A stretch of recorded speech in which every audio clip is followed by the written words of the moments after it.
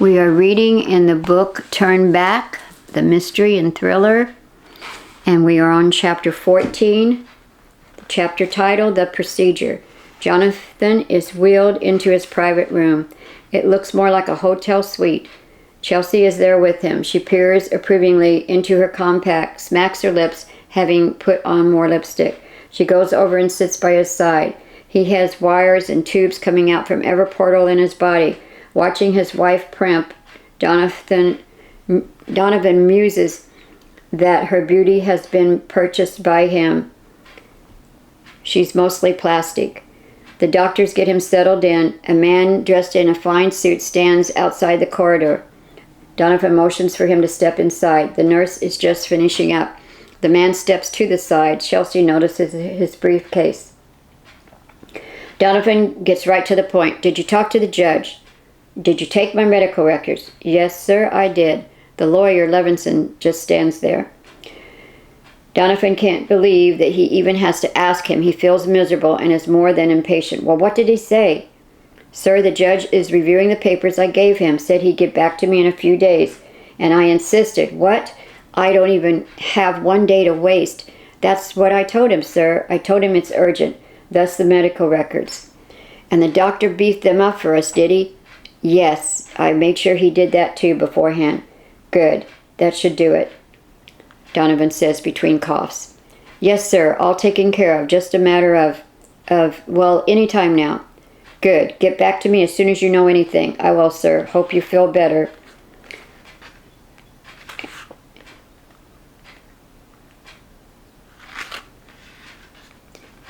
Will the procedure help that you're going through? He turns to Chelsea. What? Like I should know. Chelsea is not very accommodating toward Donovan's attorney. She feels he knows more about her future than she is privileged to know at this point. I will be allowed to have these last few months with my daughter, do you understand? At all cost. Do what you have to do. Bribe the judge. Whatever it takes, just make it happen.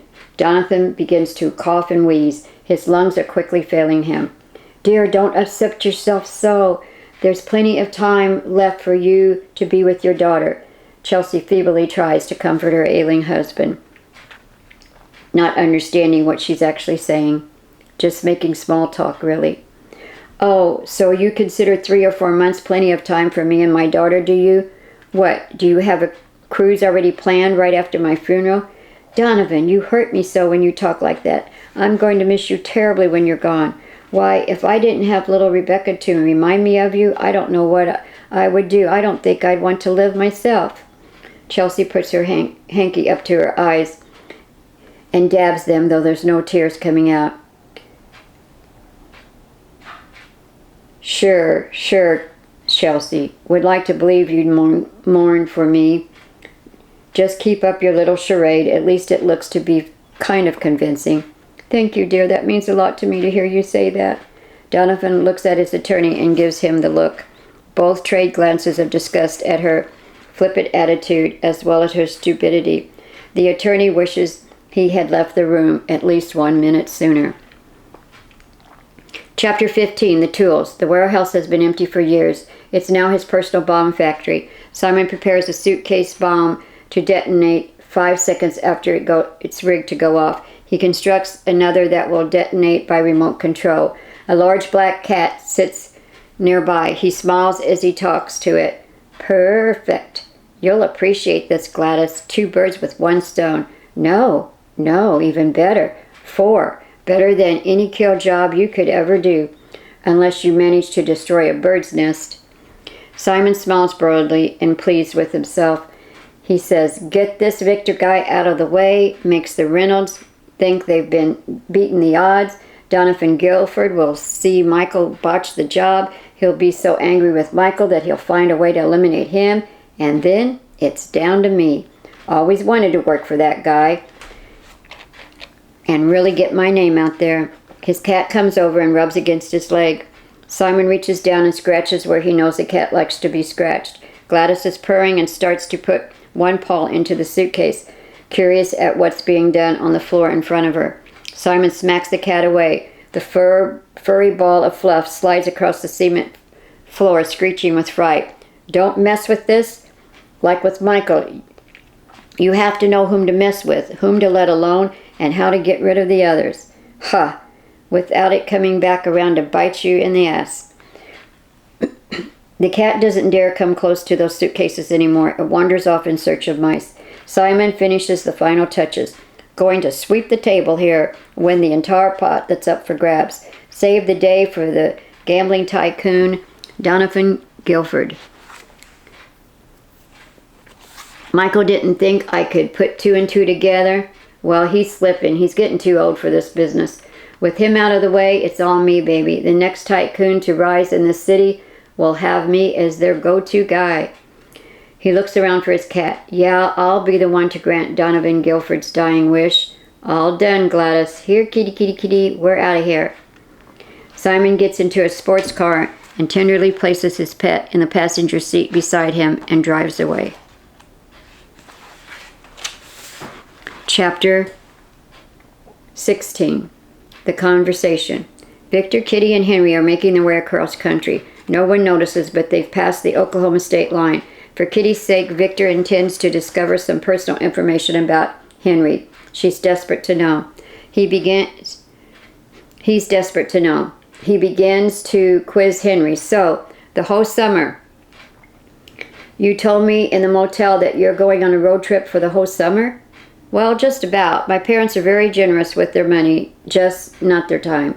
He leans forward. My parents, busy people, lawyers both, in very great demand. I'm at the bottom of their to-do list, and I haven't made them proud of me.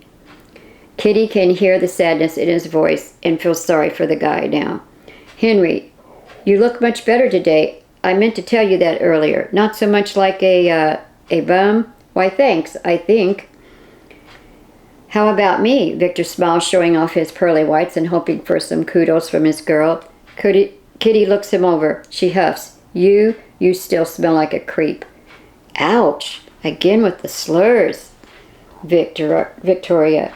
Henry senses something is just too odd, if not altogether suspect about their relationship. She lightens up a bit. Honestly, you two look and smell much better. Like cleaned up hippies, not a couple of grimy, homeless street bums. All of them laugh. Kitty reaches over and turns on the radio. Victor finds a music station. A familiar song comes on, and they all decide to sing along. Later on down the highway, Kitty wakes from a short nap. She looks at both the fellas who she's stuck with. Henry is jamming away as he listens to an iPod with earphones in. Victor finds a station on the radio. She realizes the static from the radio is what had aroused her. Kitty runs her fingers through her short hair. You know, I kind of like my hair this way, actually. You did a halfway decent job on it, Stu. That's so? Yeah, I like it. I like it a lot, but then I'd like it even if you were bald, Victoria. Kitty wrinkles up her nose, thinking, Victoria? Oh, Henry? Yeah, the long version, since you don't want to be called Vicky anymore. I like that too. Maybe even take your suggestion and color my hair at our next motel stop. Just for a change. Wish I could call my friend, though, and explain everything that's going on. Ha, that's a laugh. I don't even know what's going on. Can't risk it. Or can't risk him knowing anything. Victor points to the back seat. I know. No, I really don't know, but I'm sort of okay with it now. I guess I just have to be. Over the course of the next few minutes, both take turns looking back at Henry to see if he's listening to them. He's still preoccupied with his music. They smile at one another, and they just give him a silent thumbs up. Henry nods along with the songs, but responds with a thumbs up gesture back to them. He looks out the window as he jams away, humming off key. He really seems like a nice enough guy. Nothing other than a bottle of prescription pills was in his duffel bag. He's clean, I think, and he's your ticket to a safe place until I contact you. Still not so sure about this deal. Kitty starts to shiver at the thought of being left with Henry in charge of her every provision.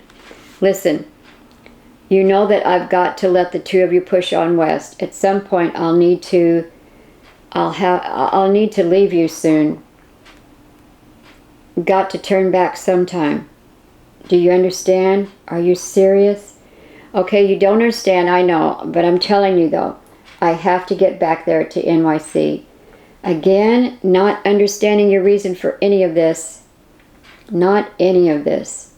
Listen, she cuts him off. Won't it be best for you to just get out of town as far away as you can go too?